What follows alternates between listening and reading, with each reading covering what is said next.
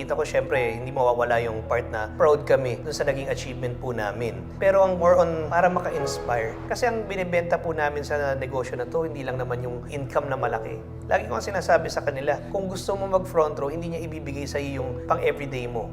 Ang ibibigay niya yung pangarap mo. Kaya pag nakita nila na ikaw, mina-achieve ka sa mga bagay na yun, actually, yun ang gusto rin naman ng tao, gusto nila marating yun. Hindi naman kami nag-start na mahirap. Pero just like any other na nag-work after retirement, akala kasi nila maayos na yung buhay dahil may mga nakuha after retirement. Pero saglit lang pala yun. Yung brother ko, hindi makapag-aral, so ako yung nag-stop para kumita hanggang nahanap ko yung ganitong klaseng business. Actually, burnout na nga ako sa ginagawa ko noon. Parang nawawalan na ako ng pag-asa. Pero nung nakita ko po si Kuya Sam tsaka si Direk, doon lang kumalma yung kalooban ko. Sabi ko, subukan ko to, mababait itong mga taon to eh. Baka dito rin ako matulungan, tsaka baka dito rin magbago yung buhay ko. I started from wala rin. Wala po akong grupo. Pero ako yung nagtitrain for them. Sinipagan ko po talaga. Nakaka-travel, napapaaral ko yung kapatid ko, pero masakit pa rin eh. Hindi kami zero na wala lang eh. Nabaon pa kami talaga sa utang eh. So yun yung talagang ginapang ko from zero, negative.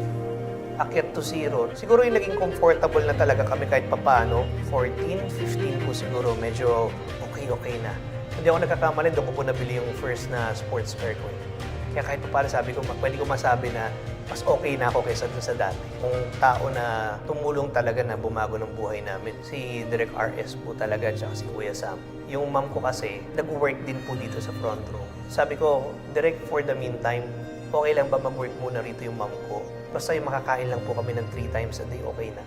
Hanggang lumaki lang po yung network ko, hanggang kumita lang po ako. Pero eventually, hanggang ngayon po, yung mom ko po, nandito pa rin sa front row. Pag pumunta po kayo doon sa cashier sa main office, yung number 1, si mami ko po yun. So ngayon, at least kahit pa paano okay na sila. Kahit na pinapatayo ko yung bahay nila. Kasi hindi naman sa akin yung mga kotse ang importante. Ang importante yung mabigyan ko muna sila ng comfortable na buhay bago yung sa akin. Para kay Direk tsaka kay Kuya Sam, walang hanggang pasasalamat. Hindi lang niya nabago yung buhay namin. Nabago niya yung pananaw namin sa buhay. Lahat po ng mga tao, pag nalilink po sila sa front row, nababago niyo po yung buhay nila. Ito po yung pag-asa na inahantay nila kasi kadalasan, iisip nila wala na. Buti na lang po dumating yung front row sa amin.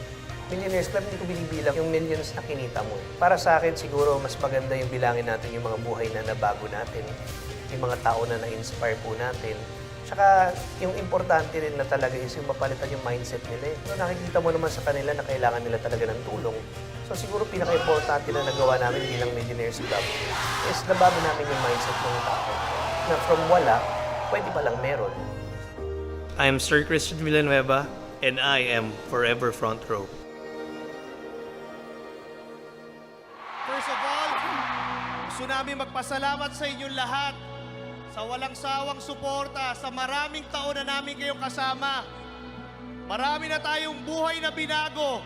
Marami pa rin tayong mga buhay na babaguhin.